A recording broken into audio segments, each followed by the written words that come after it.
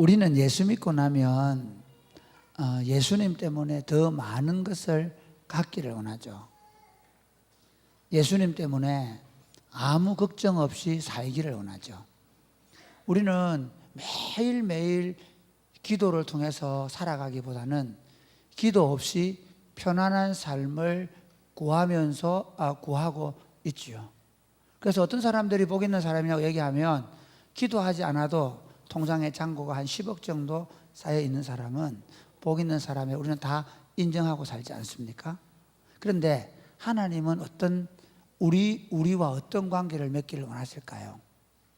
하나님은 우리가 어떤 사람이 되기를 원하실까요? 하나님은 왜 우리를 구원하셨을까요? 하나님은 놀랍게도 하나님이 전부가 되는 사람으로 살게 하기 위하여 우리를 부르신 줄 믿으시기를 바랍니다. 오늘 전도하러 갔던 친구들이 은과 금은 내게 없지만은 그러나 내게 줄 수 있는 게 있는데 그것은 예수 그리스도입니다. 예수 그리스도가 당신에게 영생을 줄 것이며 예수 그리스도로 말미암아 당신의 인생은 풍요롭게 될 것이며 혹시 걷지 못하게 된다 할지라도 예수 그리스도로 말미암아 당신의 생에는 기쁨과 평안이 넘치는 삶을 살게 될 것이라고 자신 있게 말할 수 있는 예수 그리스도를 우리가 믿고 그분을 전부로 삼고 살기를 원했습니다. 할렐루야. 그 할아버지에게뿐만 아니라 내 삶에 그렇게 되기를 원했습니다. 그래서 하나님은 우리 삶 가운데 끊임없이 기도하게 하십니다. 기도거리를 주십니다. 염려와 걱정과 그리고 여러 가지 고난과 환난들을 주시면서 우리로 하여금 내 마음대로 내가 원하는 것을 누리며 내 힘을 의지하고 내 재산을 의지하고 내 능력을 의지하며 사는 게 아니라 하루하루 일용할 양식을 주옵소서. 일용할 양식을 주옵소서. 우리가 우리에게 죄 지은 사람을 용서하게 해 주옵소서. 우리를 시험에 들지 하지 말게 하옵소서. 우리를 악에 구해 주옵소서 하고 날마다 그분에게 기도하지 않으면 살지 못하는 인생으로 우리 자신들을 만들어 가시는 것이 하나님의 구원 계획입니다. 믿으십니까? 이게 얼마나 우리와 차이가 나는지 모릅니다.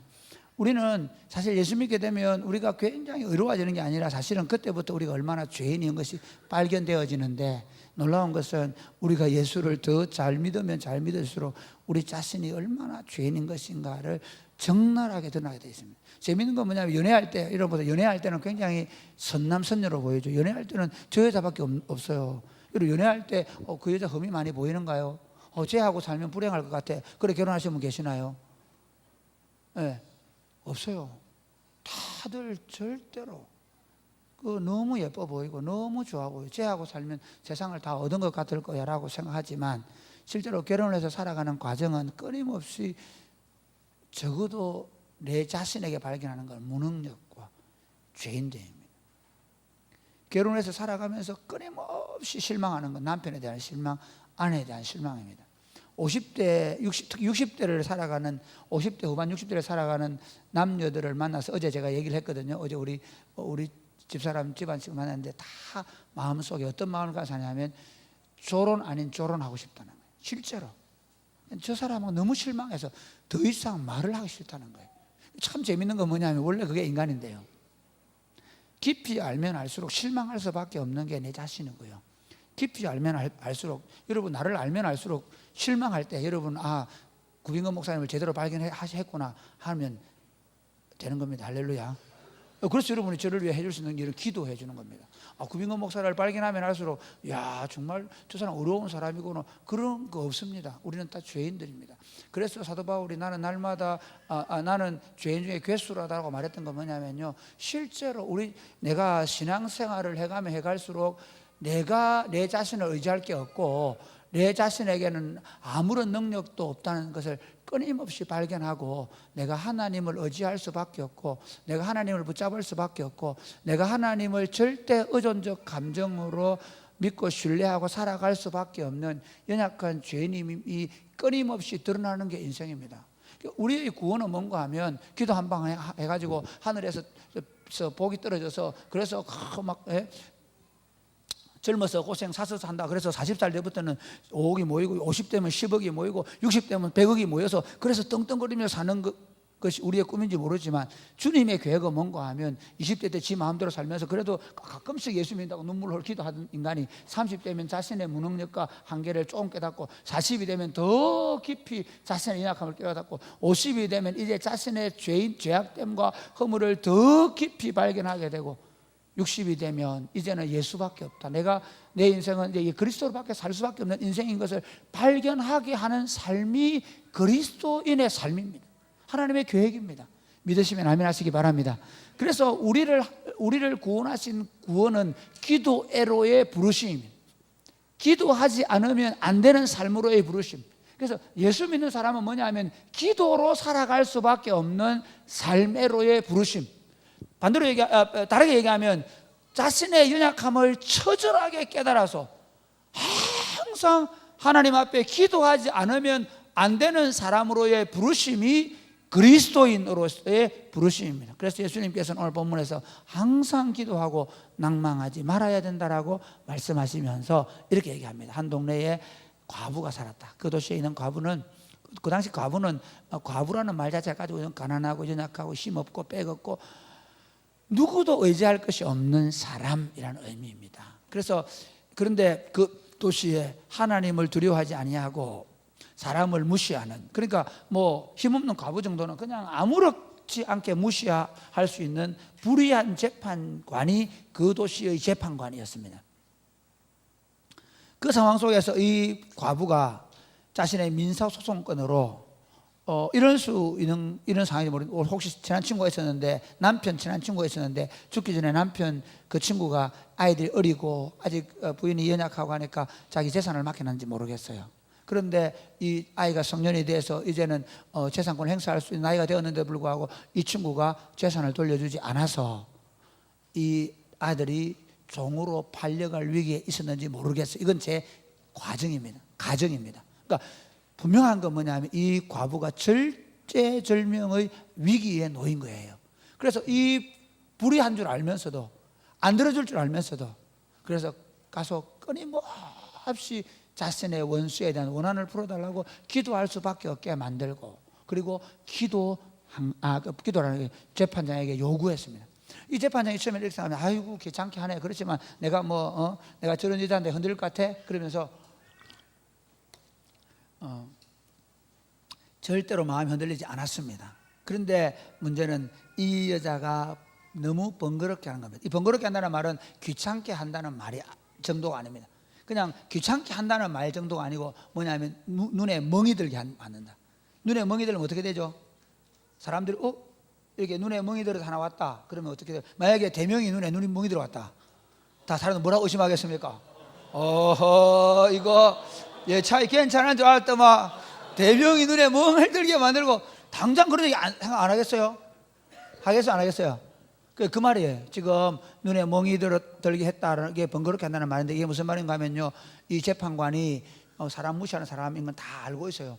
그런데 계속 과부가 가서 얘기하면서 도시에 소문이 납니다. 사람들이 점점 아이고 원래 안 그런데 저 인간이 원래 그랬다, 저 재판관 저거 진짜 나쁜 놈이다, 이렇게 생각했는데 점점 여론이 어떻게 흘러가는가 하면 해도 너무하네, 진짜 너무하네, 저래 억울한 사정이 있는데 그래 이번에도 내가 안 들어주는지 한번 보자. 그러면서 오히려 그 도시 사람들의 마음속에 재판관이 어떻게 하는지 주목하게 되고, 그래서 그 재판을 예의주시하는 상황이 벌어진 거예요.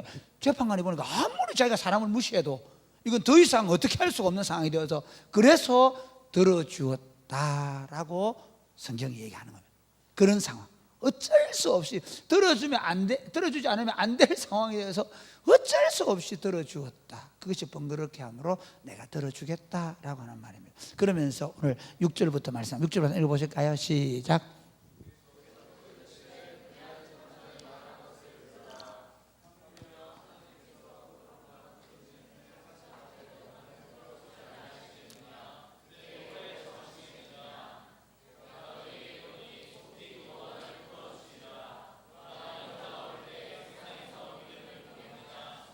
여기 보면 하물며라는 단어입니다. 하물며. 오늘 이 하물며라는 단어로 이 본문의 말씀을 풀어보려고 합니다.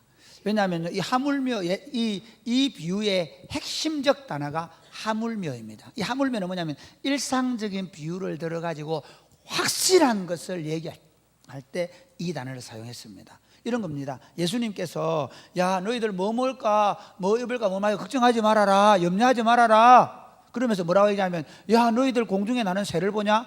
그 새가 뭐 내가 이거 내일 먹어야지 그러면서 창고에 모아놓고 곳간에 모아놓냐? 그런 일 하지 않는다. 그런데 이 새들도 하나님이 먹이신다. 하물며 너희이겠느냐?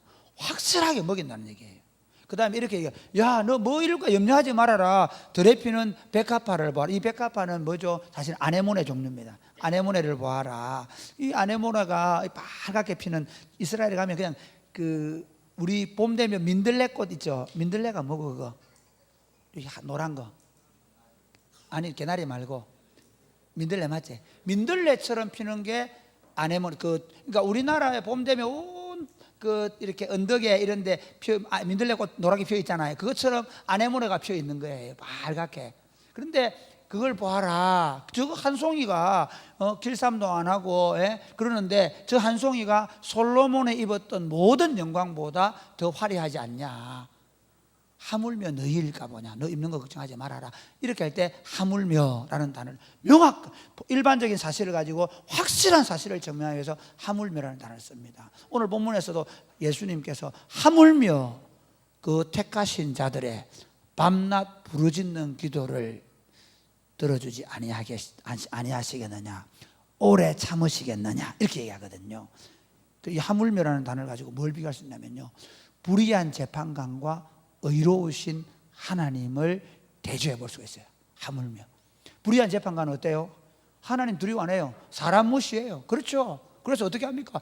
이 사람은요, 자기가 이익이 되는 사람의 이야기를 들어주는 재판관이에요.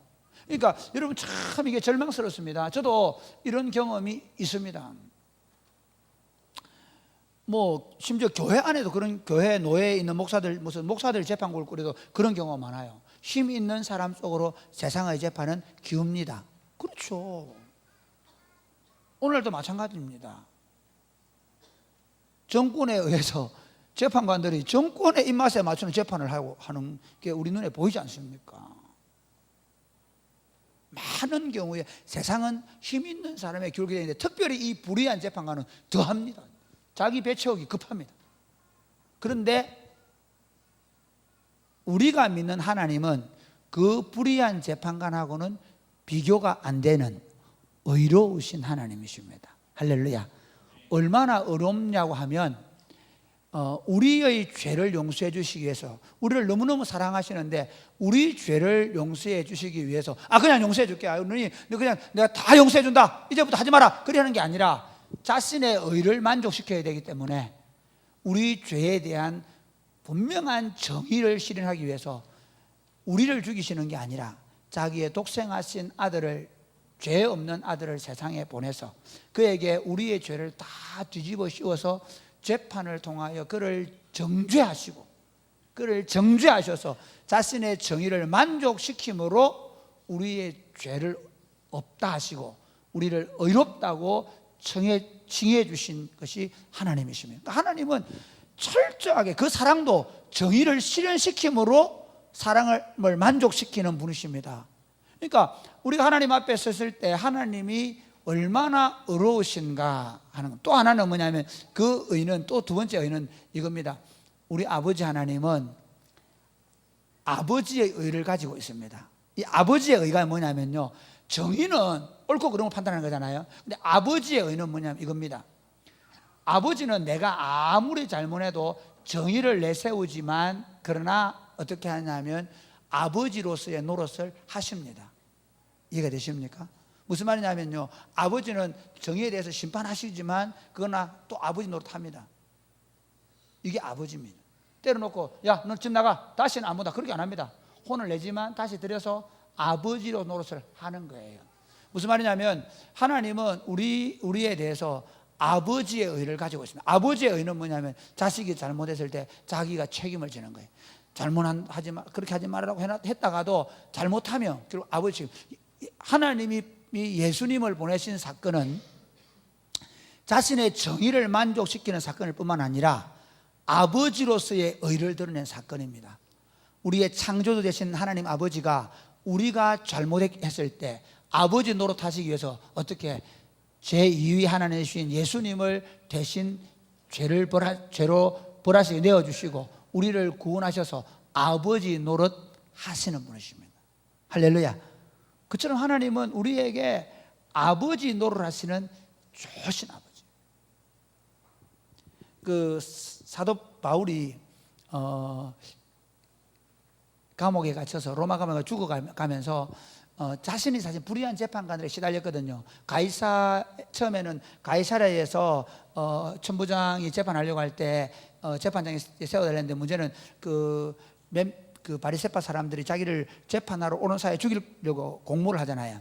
그래서 가이사에게 호소합니다. 가이사에게 와서 로마의 재판을 받게 되는데 풀려나고 또 잡히고 이렇게 하면서 결국 네로 황제의 재판석에서 죽게 됩니다. 그때 바울이 호소하는 게 뭔가 하면 이렇게 얘기합니다. 내가 관제와 같이 부음이 되고 나의 떠날 기약이 가까웠도다. 내가 선한 싸움을 싸우고 달려갈 길을 마쳤으니 이제후로는 나를 위하여 의의 면류관이 준비되어 있다. 그날에 의로우신 재판장께서 내게 주실 것이다. 그러니까 우리 인생의 최종적인 판단은 누구에게 맡기느냐? 의로우신 재판장이신 하나님께 맡기는 거예요. 그래서 끊임없이 우리의 기도는 우리는 누구에게 가서 호소하는 거예요?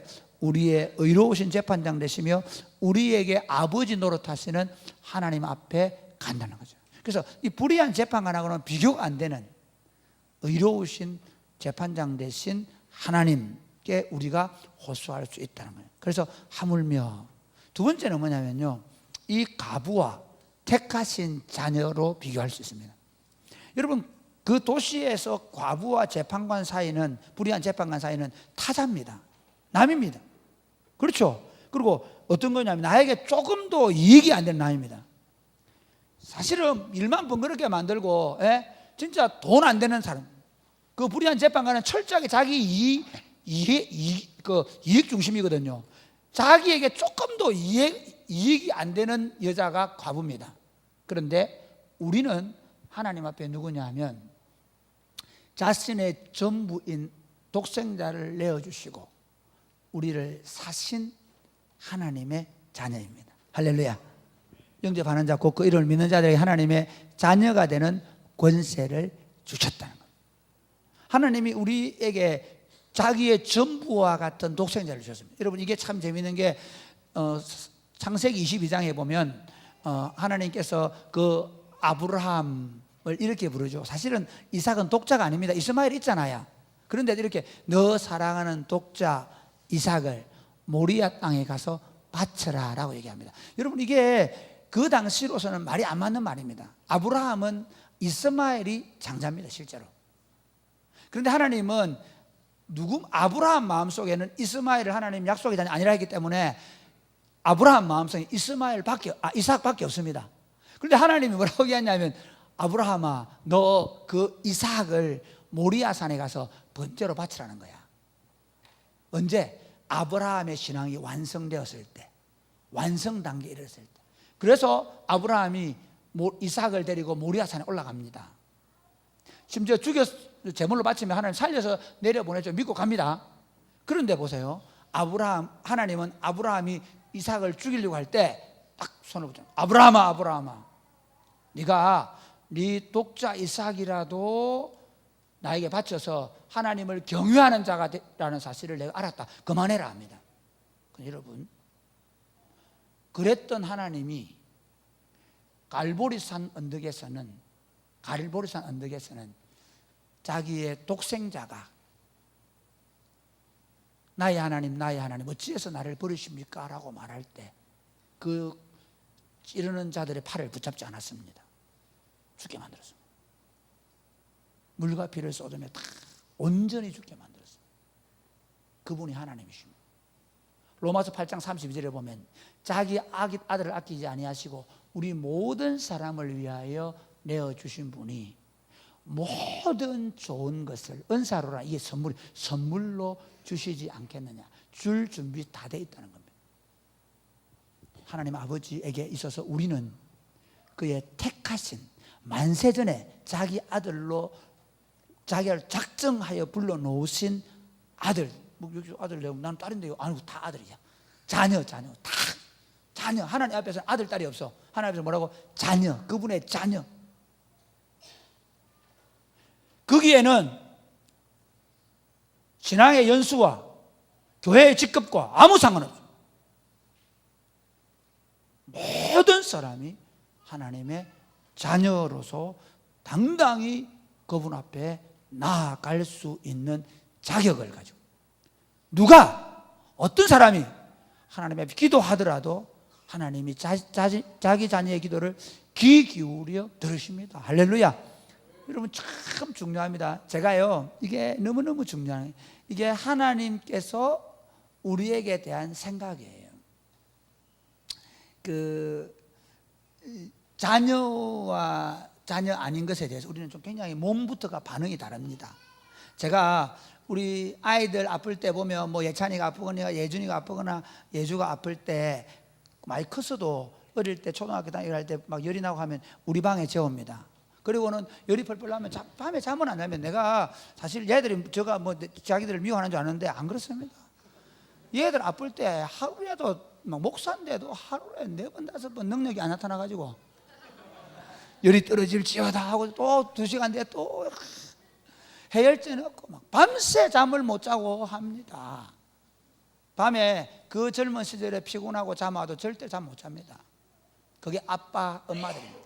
재밌는 건요, 이번에 제가 구룡포에 금요일 날 밤에 내려갔거든요. 내려가가지고 저녁을 맛있게 먹고 나니까 소파에 잠이 오는 거예요. 잠이 7시 반부터 잤습니다.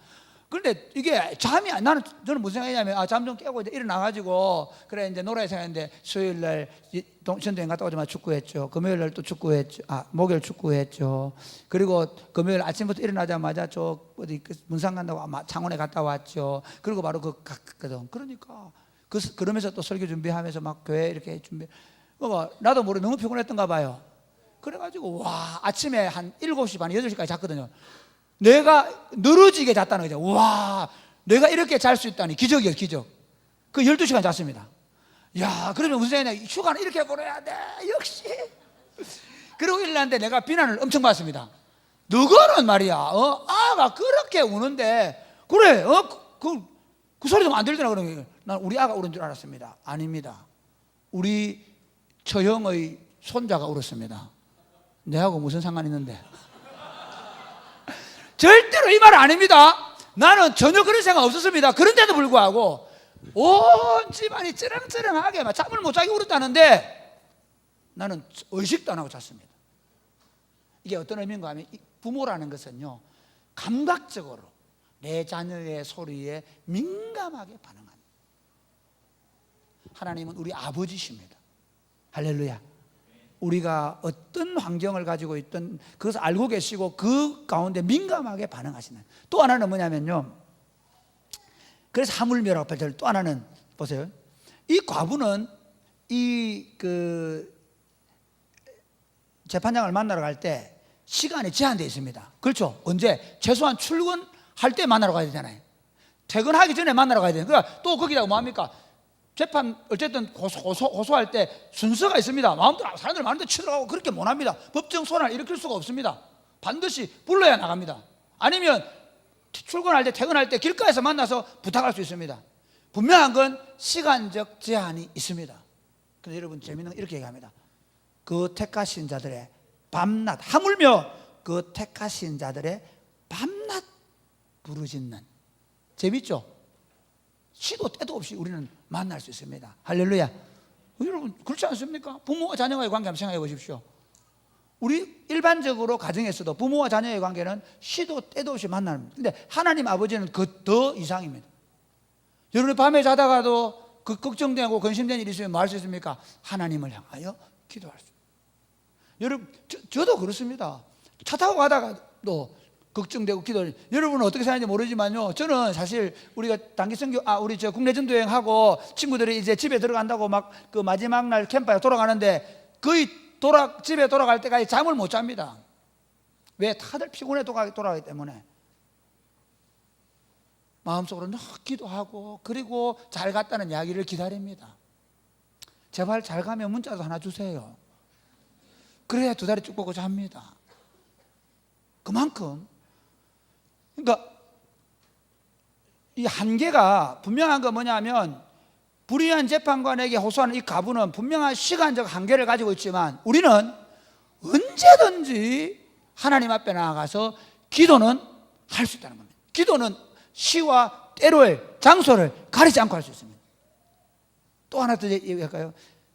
부르짖는 기도라는 의미에서 또한 대조를 볼 수 있습니다. 이를 보십시오. 사실은 재판장에게 이 과부가 호소할 때는 어떻게 해야 되냐면요, 최소한 머리 산발하고 가지 않습니다. 이놈 올라가서 해봐야지 하고 산발로 하면 벌 제지당합니다. 그렇죠? 어떻게 해야 됩니까? 항상 법원에 갈 때는 옷 제대로 입고 가야 됩니다. 그렇지 않습니까? 그런데 우리의 기도는 그렇지 않습니다. 사실 우리 기도는 어떻게 보면 울부짖는 기도가 응답될 가능성이 높습니다. 한나가 아이를 못 낳습니다. 그런데 둘째 부인인 버닌나는 애를 순풍순풍 낳습니다. 그러니까 버닌나가 어째 제사할 때마다 막 한나를 막 공격을 합니다. 아이도 못 낳는 게 이러면서 막 공격을 했습니다. 그래서 마음이 너무 상했습니다, 한나가.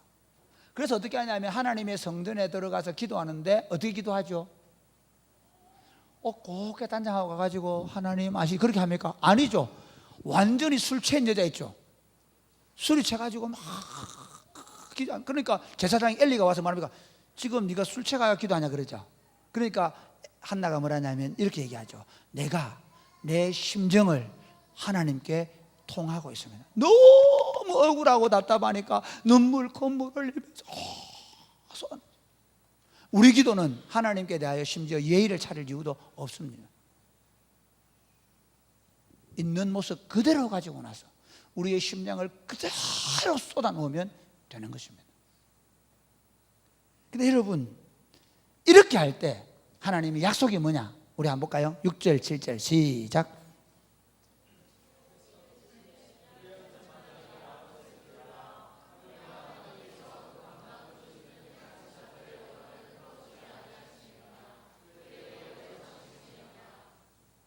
여기 보면 이렇게 얘기합니다. 제일 재밌는 게 뭐냐면 하물며 하나님께서 그 밤낮 부르짖는 택한 자에게 원한을 부르지 아니하겠네. 그 다음에 그들에게 시작. 그들에게 오래 참으시겠느냐. 그 다음에 너희에게 이르노니 속히 그 원한을 풀어주시리라. 하나님의 약속이 뭐죠? 오래 안 참는다는 거예요. 빨리 응답해 준다는 거예요. 그래 한번 물어보겠습니다. 여러분 기도해서 빨리 응답 받아본 사람? 여러분의 기도하자마자 응답되어진 놀라운 경험을 해본 사람? 놀랍게도 우리가 느끼는 기도에 대한 감정은 안 듣는다는 거예요. 이루어지지 않는다는 거예요. 진짜 답답하게 우리로 하여금 너무너무 지질하게 기다리게 만든다는 거죠. 재밌죠? 하나님 이렇게 얘기합니다. 야, 오래 안 참는데, 절대 오래 안 참는다, 속히 들어준다 그러는데 우리가 느끼는 기도는 뭐냐면 너무 기도가 지루하게, 기도가 오래도록 끈단 말이야. 이게 뭐의 차이일까 하는 거죠. 뭐의 차이일까요? 우리는 기도를 도깨비 방망이로 생각합니다. 우리는 기도를 내가 원하는 것을 뚝딱이가 얻어서 도망갈 생각만 합니다. 이게 죄인의 본성입니다. 그러니까 우리가 기도할 때, 기도에 나아갈 때 제목이 뭐냐면 우리가 얻고 싶은 것을 당장 달라는 겁니다. 근데 하나님은 딱 붙잡고 이걸 매개로 딱 붙잡는 겁니다. 바꿔놓고 주는 거예요. 하나님은 속히 응답하십니다. 하나님은 진짜 오래 참지 않습니다. 뭐 되어지면 우리가 우리의 기도의 문제를, 기도의 응답을 받아서 도망갈 준비만 하지 않는다면, 어떤 의미인가 하면요, 히스기야가 보면, 히스기야가 진짜 하나님 잘 섬긴 왕이거든요. 그런데 히스기야가 병이 들었어요. 그래서 이사야 선지자가 가가지고 히스기야, 당신 지금 집을 정리하십시오. 이제 살 날이 얼마 안 남았습니다. 그렇게 얘기한 거야. 그러니까 히스기야가 나라도 걱정이 되고 그래가지고 하나님 앞에 벽을 향해서 기도합니다. 하나님 앞에 막 살려달라고 금식하며 기도한 거예요. 밤낮 부르짖은 거예요. 그렇죠? 전심으로 기도했습니다. 그래서 하나님이 그 기도를 들으시고 너무 기뻐가지고 15년 생명을 인정해 줬습니다. 그런데 놀라운 건 뭐냐면 히스기야입니다. 히스기야가 그렇게 기도 응답을 받고 나서 마음이 우쭐해지고 교만해졌습니다. 그래서 어떻게 하냐면 바벨론에서 사신이 병이 났다가 이제 죽을 병에서 살아났다고 사신이 와가지고 축하 사절단이 와가지고 축하합니다. 그러니까 자신의 그 부귀영화, 자신의 강력함을 뭘로 보자면 보물창고, 병기고 다 보여주는 거예요. 자기를 드러내는 거예요. 하나님을 드러내는 게 아니라 자기를 드러내는 거예요. 여러분, 하나님이 진짜 하나님과 우리가 사투를 벌이는 건 뭐냐면요, 이 문제입니다. 우리는 뭘 원하느냐면요, 우리는 내 기도가 응답돼 가지고 내 원하는 걸 다 갖고 싶어 합니다. 걱정 없이 통장에 10억 꽂아놓고, 그리고 꼬박꼬박 뭐 기도 안 해도 꼬박꼬박 매달 1억씩 5천만 원씩 빼먹고 살기로, 내 자식까지 그냥 짝짝짝 나가면 좋겠다고, 한 방이면 되겠다고 얘기합니다. 하나님 뭐 그렇게 지질하게 하십니까? 근데 문제는 뭐냐면 그렇게 되어지면 우리가 돈을 사랑하게 됩니다. 물질의 노예가 됩니다. 하나님이 없는 자처럼 교만해져 버립니다. 하나님이 왜 우리 입장에서 보면 그렇게 찌질하게, 그렇게 오래 끌면서 우리 기도를 안 들으시는 것처럼 느끼냐면, 하나님이 우리에게 원하시는 건 뭐냐면 우리가 기도 응답을 받아 도망가는 게 아니라 그 기도를 통하여 하나님 안에 들어오는 것입니다. 하나님을 붙잡고 사는 것입니다. 하나님을 의지하는 사람이 되게 만드시는 것입니다. 할렐루야. 하나님의 목표는 아무 걱정 없이 하나님께 기도하지 않고도 살 수 있는 사람으로 만드는 게 아니라 철저하게 하나님 없이는 살 수 없다라는 생각으로 살게 만드는 인간입니다. 그러면 그렇게 불편하게, 그게 죄악된 본성을 가진 사람의 생각입니다. 매일매일 기도해서 일용할 양식을 주옵소서 기도하며 사는 게 너무 불편하게 느껴지는 게 우리 인생입니다. 그런데 놀라운 건 뭐냐면 하나님은 그런 인간이 되기를 원하십니다. 매일 아침밥을 먹을 때 하나님을 만나기를 원하십니다. 하나님, 오늘 아침밥 주세요. 오늘 점심밥 주세요. 저녁밥. 적어도 매일매일 그분이 내게 일용할 양식을 주는 줄을 믿고 그 하나님을 붙잡고 매일매일 살아가는 사람 되게 만드는 것이 하나님의 목표입니다. 할렐루야. 이게 얼마나 우리하고 죄악된 본성은, 그러니까 에덴 동산에서 범죄했다는 건 뭐냐면 내가 주인이 되어서 내 인생을 내 마음대로 드라이브 하고 싶은데, 심지어 우리 기독교를 믿고, 그러니까 하나님을 믿게 되면서도 또 무슨 욕구를 요하냐면 내가 아무 걱정 없이 살아갈 수 있도록. 그러니까 목사님들이 잘못하는 게 뭐냐면 자기 아들에게 교회를 상속하는 거예요. 내가 일어났으니까 네 걱정 없이 살아라. 교회 한 5천 명 모이니까 한 1억, 한 10,000명 모이니까 네 걱정 없이 살아라는 거예요. 얼마나 불신앙적인지 몰라요. 그러니까 여러분, 만약에 내가 기도해서 그 기도를 통해서 내가 얻고 싶은 것만 얻겠다는 생각은 이미 잘못된 생각입니다. 하나님이 원하시는 건 뭐냐면 사투를 벌이는 거예요. 하나 예를 들어 볼까요? 자, 야복강에서 누가, 야곱이죠? 누구하고? 하나님의 천사와 사투를 벌이죠. 그때 어떻게 합니까? 심지어 야곱이 딱 붙잡고 안 놔줍니다. 왜 그때 기도하는지 아십니까? 자기 형님 에서가 자기를 죽이러 오는 거예요.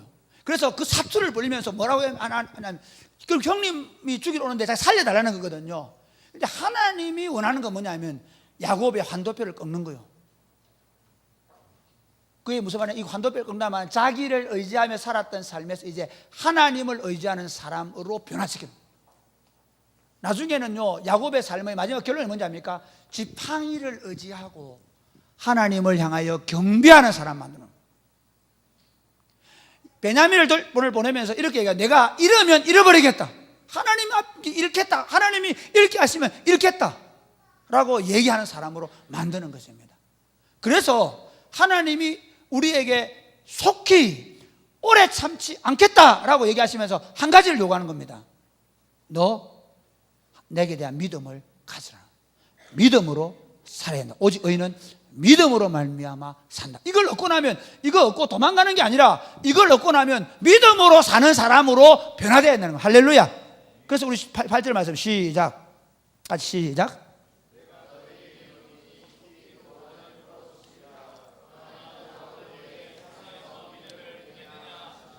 이게 어떤 의미인가 하면 너희가 너 얻고 싶은 거 빼먹는 게 아니라 내가 원하는 건 뭐냐, 항상 기도하고 낭망하지 말아야 될 것에 대해서 얘기하면서 결국 너희가 믿음의 사람으로 만들어가는 과정에 이 기도가 필요하고, 그 다음에 이 기도를 통해서 또 기도하는 사람, 더 기도하는 사람, 더 기도하는 사람으로 가야 한다는 겁니다. 오늘날 정말 재밌는 건 뭐냐면 기도하지 않는 세대입니다. 기도가 없는 세대입니다. 그러나 여러분, 실제로 지금보다 더 많이 기도해야 될 때가 없습니다. 지금 기독교는 엄청난 도전을 받고 있습니다. 엄청난 도전. 사실 역사 이래로 기독교는 가장 많은 순교자를 내고 있습니다. 강력한 이슬람의 공격이 있습니다. 심지어 이 대한민국도 이슬람이 이 아시아에서, 그러니까 이 지역에 교두보를 확보하고 이 지역에 이 대한민국을 통해서 이슬람의 세계를 만들고 싶어하는 야망을 가지고 있습니다. 이게 지금 우리가 직면한 상황입니다. 우리 교회 청년들은, 오늘 한국 교회 청년들은 기도를 잃어버렸는데 하루에 5번씩 기도하는 이슬람의 세력이 이 땅을 넘보고 있습니다. 그리고 실제로 들어와서 지금 이슬람 사원들을 짓고 있고, 여기 많은 노동자들이 와서 이슬람을 화시키고 하고 있습니다. 뿐만 아니라 여러분, 세계적으로 이제 점점 이 성에 대한 문제는 심각해졌습니다. 더 이상 결혼하지 않고 살고 싶어 합니다. 결혼해서 한 성에 매이는 것 자체를 싫어합니다. 자유롭게 살고 싶어 합니다. 그러니까 오늘날 우리 교회 청년들 같은 좀 별종들이, 여러분, 결혼하려고 막 27살 막 결혼하려고 26살 결혼, 이건 별종들, 이건 정말 세상 사람을 보면 이거 안 되는 건 불쌍한 인간들이에요. 자유롭게 살 수 있는데 왜 한 여자에게 매여서 그렇게 살아? 그래서 요즘 나온 게 뭐냐면 심지어 나이 들어서 졸혼이 나옵니다.